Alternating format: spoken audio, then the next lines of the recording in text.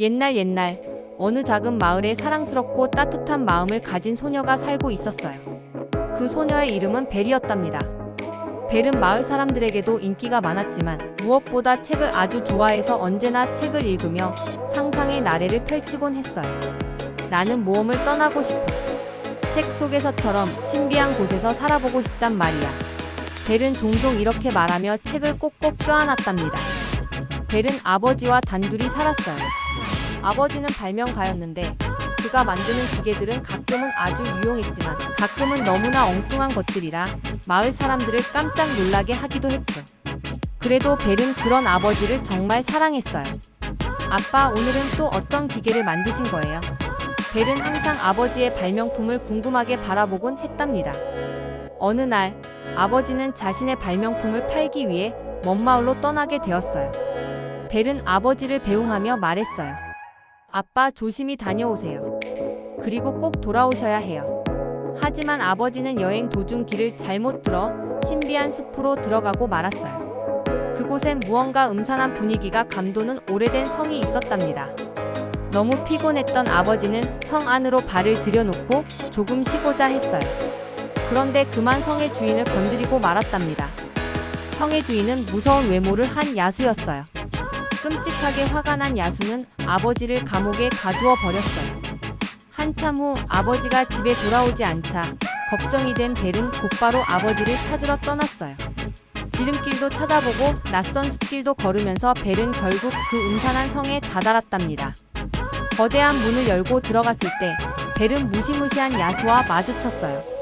벨은 아버지를 풀어달라며 간청했어요. 제발 아버지를 놔주세요. 대신 제가 여기 남아서 당신과 지내겠어요. 야수는 잠시 고민하더니 벨의 제안을 받아들였죠. 그렇게 벨은 아버지를 대신해 성에 머물게 되었어요. 처음에는 야수가 너무 무섭고 성도 으스스해서 벨은 많이 두려웠어요. 하지만 시간이 흐르면서 야수의 따뜻한 면모를 조금씩 발견하게 되었답니다. 야수는 벨에게 성의 아름다운 정원을 보여주었고 함께 춤을 추자며 호화로운 연애를 열기도 했어요. 두 사람은 점점 가까워졌어요.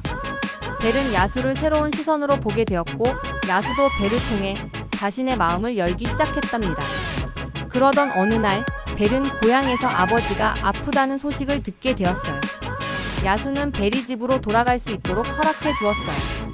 하지만 벨이 떠난 뒤 야수는 점점 외로워지고 슬퍼졌답니다. 성은 다시 어두워지고 있었어요. 벨은 집으로 돌아와 아버지를 간호하며 지내는 동안에도 야수를 떠올렸답니다. 야수는 어떻게 지내고 있을까? 제발 잘 지내고 있었으면 좋겠는데. 벨의 마음 한편에는 계속 야수에 대한 걱정이 자리 잡고 있었어요. 그러던 어느 날 벨은 야수가 점점 약해지고 있다는 것을 느꼈어요. 야수가 준 마법의 거울을 통해 성을 들여다보니 야수가 힘없이 쓰러져 있는 모습이 보였답니다. 안 돼. 내가 가야 해. 벨은 곧바로 다시 성으로 달려갔어요. 성에 도착한 벨은 야수 곁으로 달려가 눈물을 흘리며 말했답니다. 미안해요. 제가 너무 늦었나요? 벨의 따뜻한 진심과 사랑은 마법처럼 야수를 감쌌어요. 갑자기 강렬한 빛이 성 안에 퍼지며 야수는 아름다운 왕자로 변했답니다. 오래전 마법에 걸렸던 왕자는 벨의 진심, 어린 사랑 덕분에 마법에서 풀려날 수 있었어요. 벨과 왕자는 서로를 바라보며 활짝 웃었답니다. 그리고 두 사람은 오래오래 행복하게 살았답니다. 성은 다시 화려하게 빛났고 왕국에는 따뜻한 행복이 차올랐어요.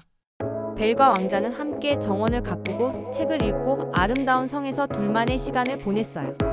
마을 사람들도 그 소식을 듣고 벨과 왕자를 축복해 주었답니다.